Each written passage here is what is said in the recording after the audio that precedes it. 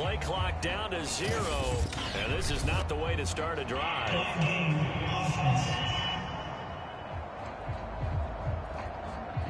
That's going to set him back 5 yards.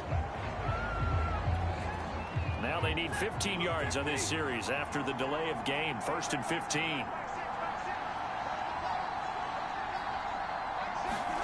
Now it's Stafford. He'll get this one to Cup, complete. Without the previous penalty, that would have been a first down. Instead, it's just a gain of 10.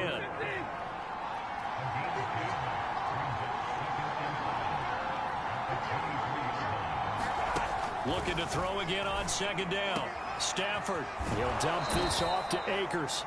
And able to get this down inside the 15, either the 13 or 14 before he's out of bounds.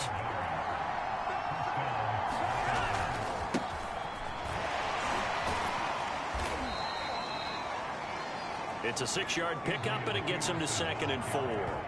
A quick burst there, and he nicely bit off a pretty decent gain. 6 yards on that last play. Here's 2nd and 4. From the gun, here's Stafford. And he's got it. That's Kupp for a Ram touchdown. Cooper Kupp, his 5th touchdown now on the year. And the Rams are going to take a first-quarter lead. Extra point by Gay is up and good. And that makes the score 7-0. A drive there of just 4 plays. And the result for the Rams, a touchdown.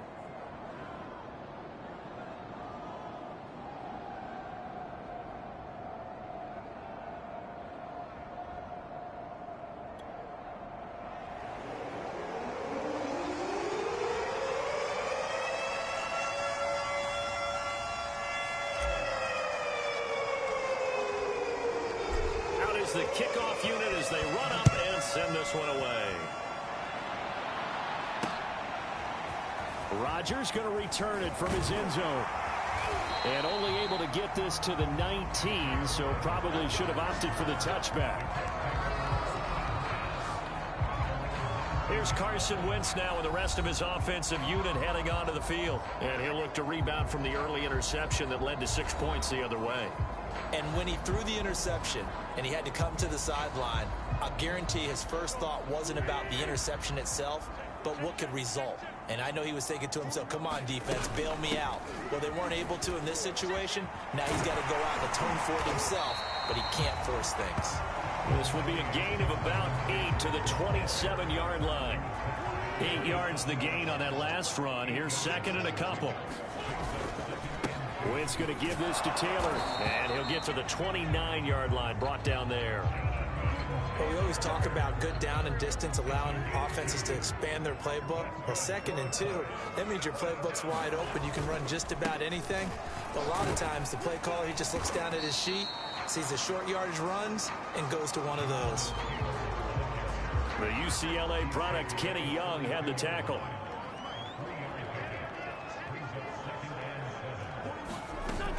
On 2nd down, it's Taylor. And able to break one tackle, but then quickly brought down. But a nice little gain. Playing against a 3-4 front is really challenging for offensive linemen because they can do so many different things. But when you're running the football, if you can handle the nose tackle up front, and then maybe a guard can slide up to the 2nd level and block a linebacker, that's when you have success running the football.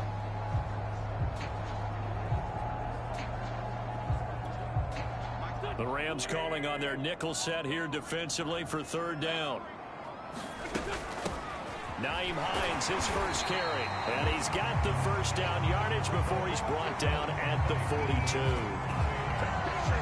Brandon, what were they thinking on defense there? They looked like they were playing for the pass. That was 3rd and short. Yeah, it was an easy pickup because they handed it to him. That was way too easy. Just looked like absolute confusion defensively. Not sure why they were in that set. Yeah, I'd say you ought to have a few men in the box there.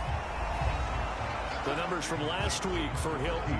6 catches, 88 yards, and a touchdown. And they think they have a matchup advantage in this one. They're going to try and find some space for him to work and make sure he touches the football. Meanwhile, Wentz's throw complete here to Doyle. And CD, defensively, you're going against a hot quarterback coming off a 3-touchdown game in their victory a week ago. But what's the big key for them to try to slow him down? You ask all the tough questions, don't you, partner? Because with this guy, if you blitz him, he takes advantage of that man coverage and burns you. But if you bring on those extra DBs, he sits back there and does what he wants. To me, it's going to be those DBs. When they catch the ball, big-time tackles really put it on those receivers. Defensively, Ogbanya Okoronkwo made the stop. After one, 7-0 on EA Sports.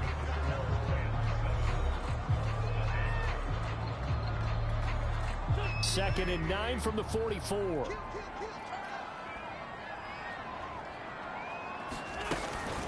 From the gun, it's Taylor. He'll get it to the 40. Broke a tackle there to get some extra yardage. Frustrating for a defense, energizing for an offense. Finding a way to create that type of yardage in your running game, that'll make the guys carrying the ball very, very happy. On third down, Hines. And this one's going to go the wrong way. Losing yardage back at the 42. That'll back him up 2 yards and also bring up 4th. As a linebacker, you're taught to stay just slightly behind the ball carrier just in case he makes a cutback. But when you find the gap, shoot it. And he found it all right. Took it straight into the backfield and made the tackle for a loss. So here are the Rams to take over. They were winners a week ago over the Bears, and they lead things here as well as they start this drive with a 1st and 10.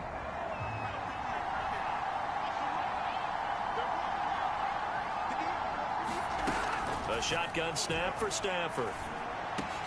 Over the middle, that's hauled in by Kupp. And they're able to get this one across the 35. And a good grab there by Cooper Kupp. Picks up a 1st down for the Rams. And Kupp's gone over the 90 reception mark each of the last 2 years. One of the best route runners, one of the most precise route runners in the NFL. He's really going to help his new quarterback, Matthew Stafford. One play has him to the 37 here for 1st and 10.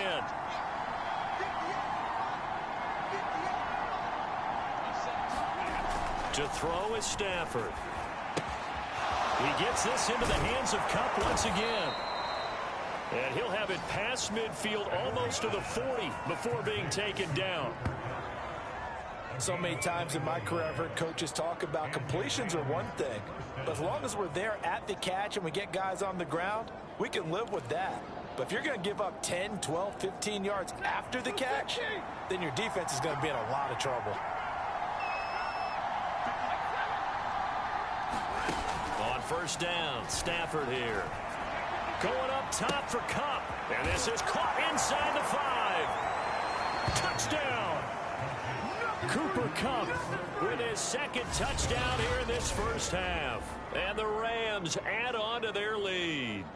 So this offensive unit, they were solid in the opening week victory, and now they are looking just as sharp here in week 2. And that's exactly what you want, too, because you want to get better each and every week and really ramp up as the season goes on. I know it's still early in the season and a lot can happen, but this offense, they look like they're going to be fun to watch each and every time out.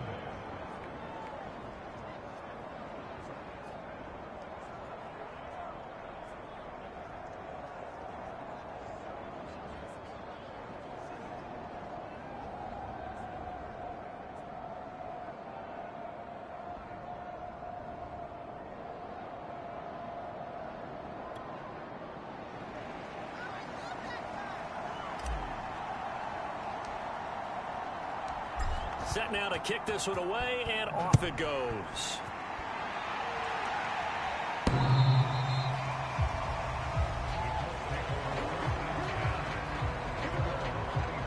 And now Indianapolis set to take the field. And it's been a rocky start for them thus far. They had the turnover and then the punt on those first 2 drives. So there is optimism because they've improved, right? And turnover, you just noted it on the first drive. Punt's better than the turnover. The punt is better on the second one. Now they're hoping to turn into 1st downs and hopefully points.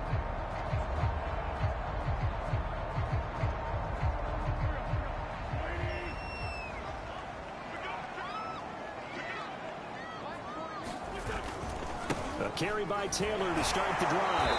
And not much to speak of. Call it a 1-yard gain up to the 26. Here's 2nd and 9, just a yard on that last run. Now Wentz. Middle of the field, he finds Pascal. And he's taken down, but able to slip across the 35.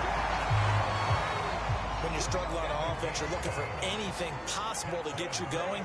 Sometimes you do it like basketball teams that don't normally press. You put a press on, bring people to life, make them move.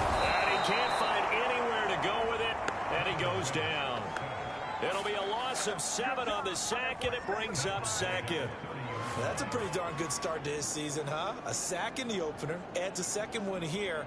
That tells you about his offseason. He came in determined to have a big year, and it's paying off.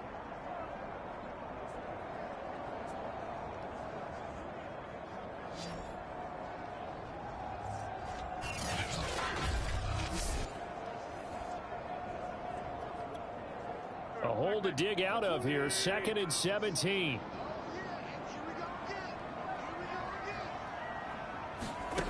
Another try after the first down sack. Wentz. And that's into the hands of Mo Alley-Cox, the tight end. He's brought down at the 34. Call it a gain of 4. 4 yards on the completion, and it sets up a 3rd down. 2 minutes to play, first half. It's 14-0.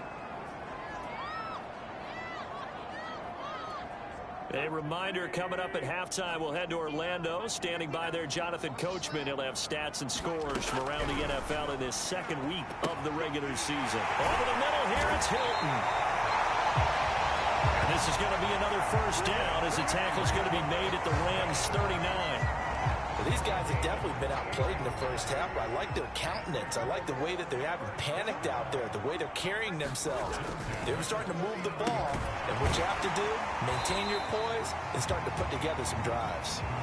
He'll be hit down at the 33, 5 yards on the play.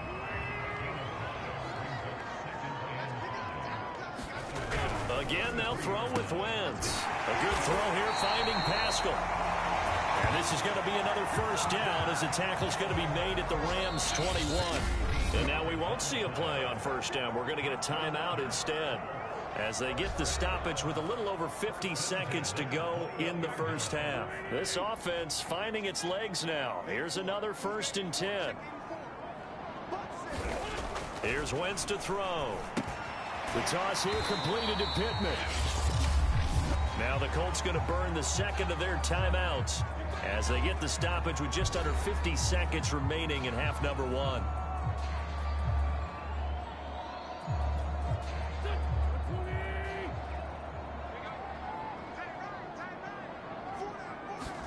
Throwing again on 2nd down. Wentz taken in by the tight end Doyle. 4 yards on the completion, and it sets up a 3rd down. I'm wondering if the same thing went through your mind as mine. When I see a big man like that make a catch, all I keep thinking to myself is, big man with football. Look out, everyone. He may not juke you a whole lot, right? He may not run past you because of his size. You're talking about a guy weighing in the 270 range. But, boy, once he gets his mitts on the ball, he's going to be tough to bring down. Blankenship's kick is good. And they will get themselves on the board here at 14-3. So they do get 3 points, but that's now 3 drives with only the 3 points, not a ratio that's going to win you many ball games. Not at all, Brandon. And think about it this way. We all know payoff is the key, right? And wouldn't we love to have the concession on every T-shirt that's been printed in football that says finish on it? Because that's the mantra everywhere. Got to be able to finish drives, put points on the board.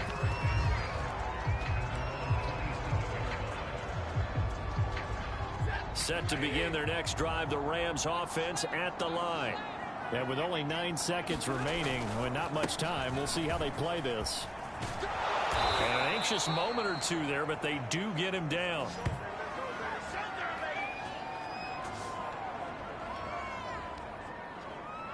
So we've come to halftime. It's the visiting Rams taking the lead to the break.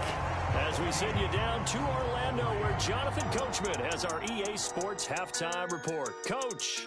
Okay, Brandon, we'll get you back to you and Charles in a bit. But first, it's time for a trip around the NFL following an eventful opening weekend. Let's see what's happening in week 2.